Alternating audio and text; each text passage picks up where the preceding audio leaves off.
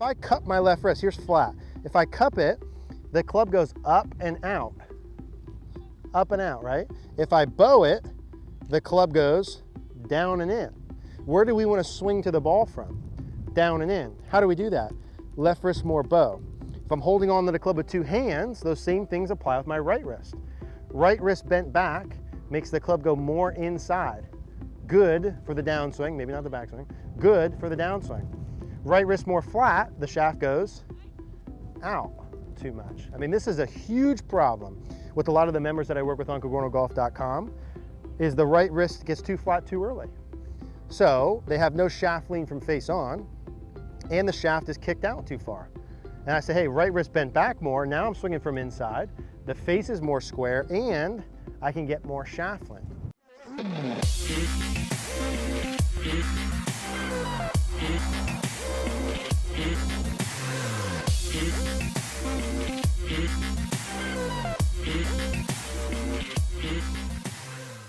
I want to talk to you today about live view golf. Now, you guys hear me say all the time that you need feedback when you're practicing. You need to know if you're actually doing what you're trying to do, and the best way to give yourself feedback ultimately is video. And not only is video the best way to give yourself feedback, but being able to see yourself simultaneously as you're doing a movement is the best form of video feedback. It's the best way I've seen to make changes in your swing and be able to correlate the differences between your feels and your reels. Live view is super easy to use and set up. Simply set it up behind or in front of you.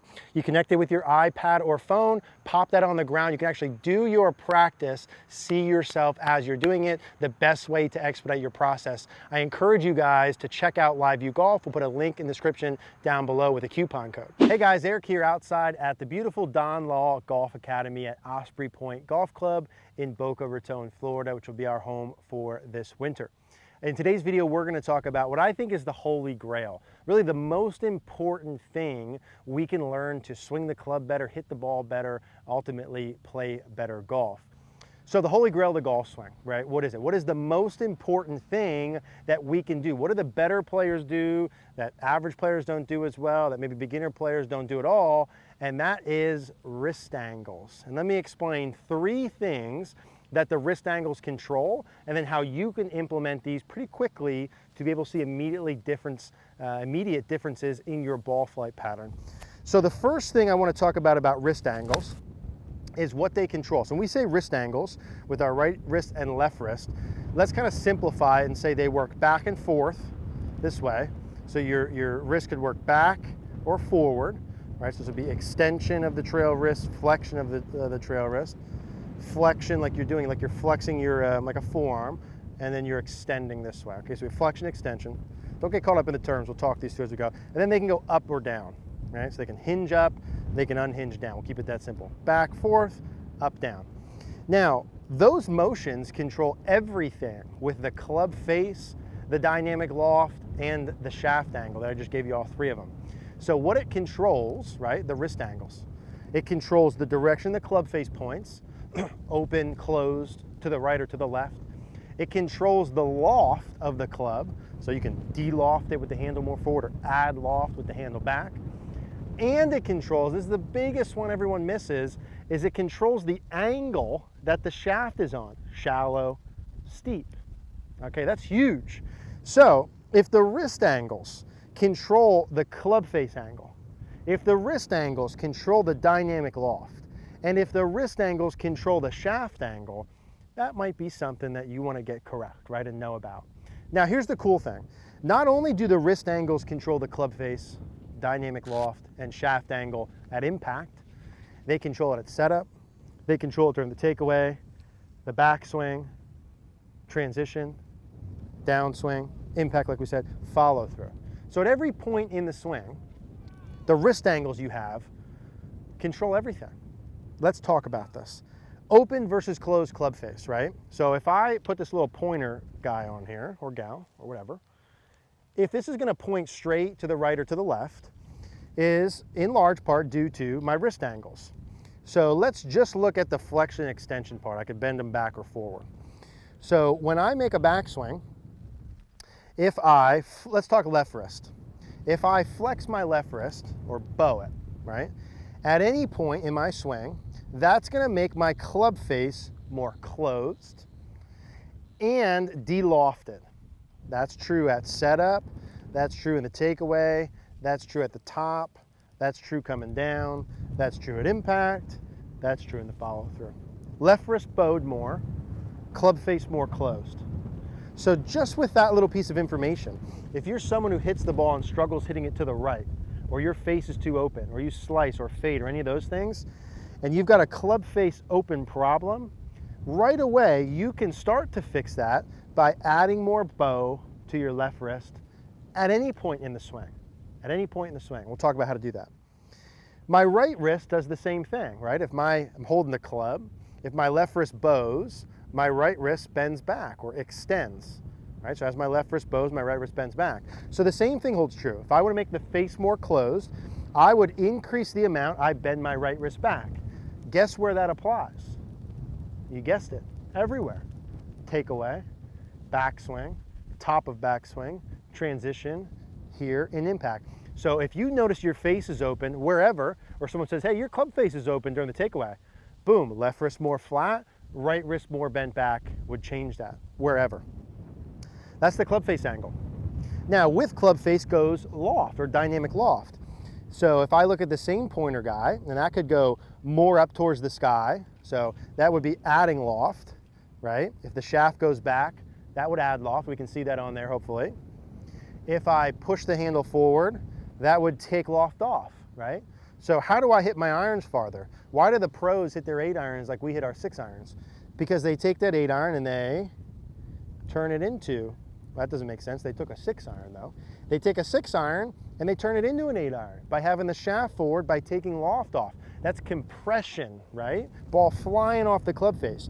Now with my wrist angles, how would I do that? Well, watch me adding loft. I push the handle back. What happened to my left wrist?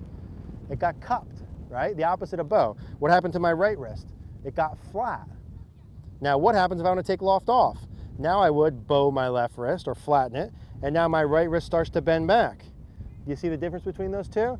So that's what adds loft. This is good for like flop shot only. But how many of us look like this at impact? Left wrist cup, right wrist here. So that's face open, too much loft. There's de-lofted. And that holds true there. That holds true in my takeaway. That holds true at the top, downswing, and into impact. And the last part, before we talk about how to actually like practice any of this stuff, is the shaft angle. So the shaft angle by wrist angles, right? So when I go to the top, let's look at, we'll look at both hands individually. So left hand. If my left wrist cups here, that's gonna make the shaft more vertical. More vertical. If I bow my left wrist, that makes the shaft more shallow, horizontal. Now that's true in transition. That's the easy example, right? Cup it, extend it. We don't want this shaft. Flatten it. The shaft also shallows. But that's also true from here. We always look at swinging from the inside of the ball. Well, if I cup my left wrist, here's flat. If I cup it, the club goes up and out. Up and out, right? If I bow it, the club goes down and in. Where do we want to swing to the ball from? Down and in. How do we do that? Left wrist more bow. If I'm holding on to the club with 2 hands, those same things apply with my right wrist. Right wrist bent back makes the club go more inside. Good for the downswing, maybe not the backswing. Good for the downswing. Right wrist more flat, the shaft goes out too much. I mean, this is a huge problem with a lot of the members that I work with on CogornoGolf.com, is the right wrist gets too flat too early. So they have no shaft lean from face on, and the shaft is kicked out too far. And I say, hey, right wrist bent back more. Now I'm swinging from inside. The face is more square, and I can get more shaft length. So it changes the angle of the shaft in transition. It changes me swinging from inside. If I wanted to have the most shallow shaft, swing the most from the inside with the most square club face, my right wrist during the downswing would be the most bent back. I would be increasing how much I bend back my right wrist in transition. Or my left wrist would be bowing the most in transition. Flatten the shaft, swing from inside. From the top all the way to impact. So if your face is too open, course, we got grip. There's other things here. But if your face is too open, you want to look at wrist angles to fix that. So if I'm a golfer who hits it to the right, the first thing I would do is I would, with my lead hand, you could use either one, do my lead hand, hey, let me feel like I bow my wrist more to make it go less to the right or more to the left. Okay, I don't care about hitting it perfect, but I want to hit it less to the right. So I'd take my grip on here, feeling left hand, and I'm gonna say, I'm gonna bow it more. Okay, I'm gonna bow this wrist more. Now, in the beginning, I don't care so much when I'm doing it. I don't really care so much how I'm doing it or how much. Just let me start the process. So, okay, on the first one, I'm gonna feel it more in my takeaway. I'm gonna start bowing my left wrist in the takeaway. Let's do that once. And I'm gonna hit a ball. And now I hit that about 20 yards left of normal. Now, if I'm someone who hits it to the right, I'm thrilled with that outcome. Thrilled with that. Now I know if I bow my left wrist, that makes it go more left. Now I just need to find out who, what, where, when, how, and how much to do it to find middle. But I have a solution, right? I'm not guessing now at what I'm doing. I might from there then say, hey, okay, well, I kind of don't like it during the takeaway. I'm gonna try it a little more during my late backswing. Okay, cool. So I'm gonna take my left wrist and I'm gonna bow it more in the second half of my backswing. And I'm gonna look for the ball to go more left and less right. Beautiful, right? But Eric, that ball went 20 yards left of my target. Exactly. Tee up another one, let's do the same thing. You gotta change your ball flight, right? Opposites. So, hey, maybe I do it in the backswing, I don't like that. I do it in transition. You get the point, right? I'm gonna do it a little more here, do a little more. You can do it whenever, however much you want to get the desired ball flight. But I don't like left-hand feels, no problem. I can do my right hand. I can feel like I bend my right wrist back. Whenever. Start it early, but I thought that's gonna go inside. Well, it might. Keep an eye on it, right, from down the line. I can do it up here. I can do it in transition to change the ball flight pattern. Left wrist bowed is your friend all the time. Right wrist bent back, your buddy all the time. Left wrist cupped, not good, really ever. Okay, if you've got a really strong grip, yes, but let's assume no. Right wrist too flat too soon, not good ever. And again, that's gonna change your shaft piece. So if I'm looking at this and I'm saying, all right, club face square to closed, less loft, shallower shaft, I want all those things. So I'm gonna work on my left wrist and my right wrist. Okay, I'm gonna use my hands, I'm gonna educate my hands, and I'm gonna hit balls. I'm not gonna worry about, hey, wait a minute, this might be too much timing, I wanna use my arms and hands and learn how to do this, and learn when I feel bow what the ball does. The more you do that, the lower and less to the right it should go. And then you just have to correspond where and when you do it. So that's what the left wrist and the right wrist do. There's all kind of tips and tricks, right? Little quick things you can do. Like one of the things a lot of our members really like is the tee drill. This is one that I learned from Andrew Rice, and we did a video on maybe a year or two ago called One Simple Trick for Perfect Wrist Angles. And it was all about putting this tee. I saw Andrew do this like a decade ago, just a quick video, and I was like, oh, this is brilliant. You put the tee in your glove, kind of in the side like your logo, and you use it as an indicator for your wrist angles. So when I take my setup, you notice the tee's pointed towards the target. Now when I make my backswing, the more I bow my left wrist, the more the tee points away from the target. The more I cup my wrist, the more it points towards the target. Not all the way, but about halfway. So I want to feel like the tee points away from the target during the backswing, more away from it in transition, and then down towards the ground as I work in. That would be a nice little like how to do this piece. So tee away from the target, down towards the ground. In fact, now as I'm just doing this now, I love this again. Right, this is such a simple little drill. Tee away, down towards the ground. Let's just do one with that. Tee away, down towards the ground. And now that's a piece, like I over exaggerate, that's probably about a 30-yard hook to the left. But again, like I love that if I normally hit it too far to the right, because now I have a solution to a problem and I can find middle ground with it. So that's the wrist angles. This is how I would look at that. I would always recommend you use video, okay, but don't be afraid to fix your problem by exaggerating the opposite. If you guys have any questions, as always, leave a comment down below.